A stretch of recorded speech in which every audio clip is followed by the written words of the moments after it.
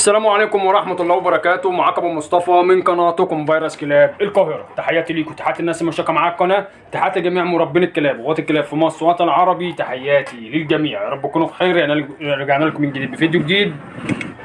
طبعا يا جماعة زي ما انتم شايفين كده، ده الساعة دلوقتي ما يقارب حوالي الساعة 2. تمام. بأكل بقى الكلاب دلوقتي بسبب الرطوبة العالية. طبعا ادي غزالة اهي، وادي فزاع، دي الكلاب الانجليش ماستيف، وادي الرد، وادي المالينو كاسبر،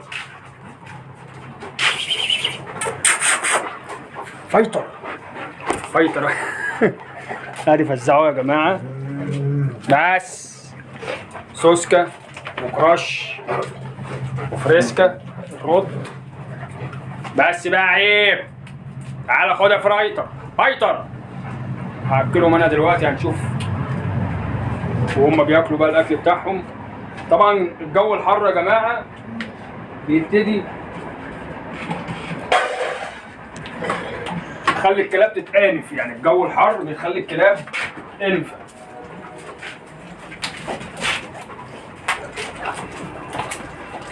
بحب انا اديهم بقى في الحر كده الاكل، ارمي لهم الاكل واحده واحده كده بحيث اللي يلقط ياكل، بحيث ان هم ما يتأنفوش على الاكل. طبعا هو كده بيبقى فيه صراع على الاكل، اللي بياخد الاكل ياخد الاكل اللقمه بتاعته، بيبقى فيه صراع على اللقمه. شاطر خد.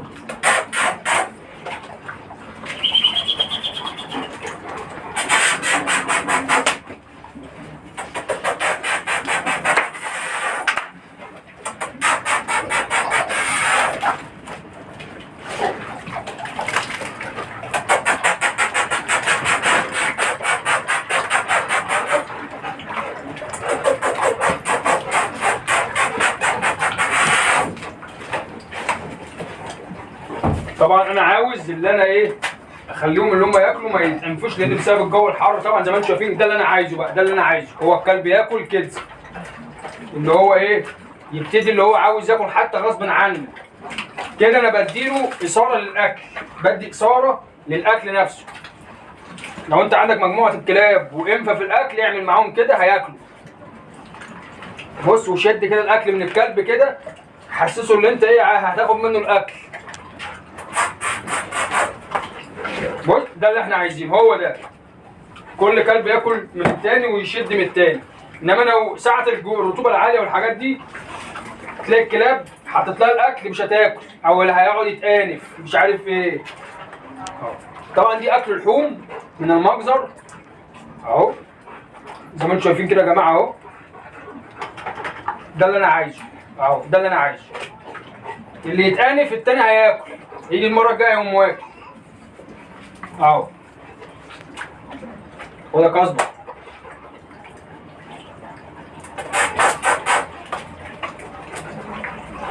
زي ما انتم شايفين كده يا جماعه اهو.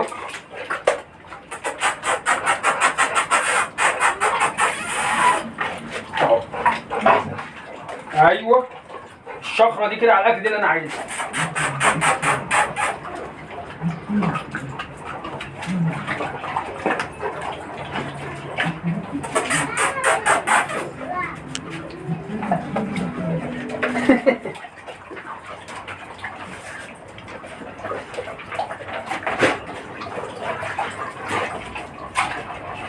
وتعالي.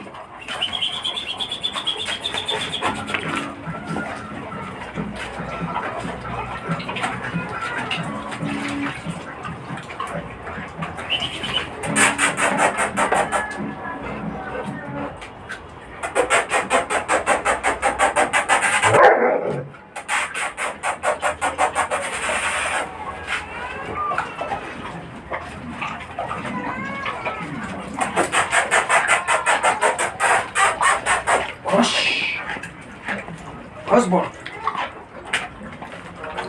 طبعا يا جماعه 100 كده خلاص.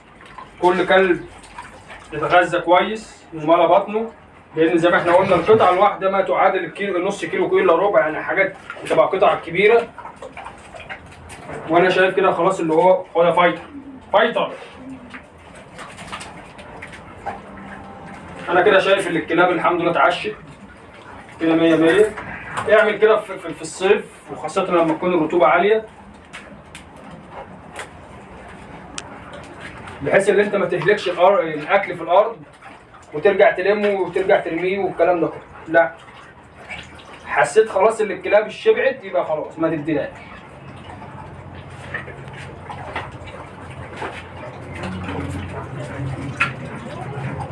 طب تعال سوسكا.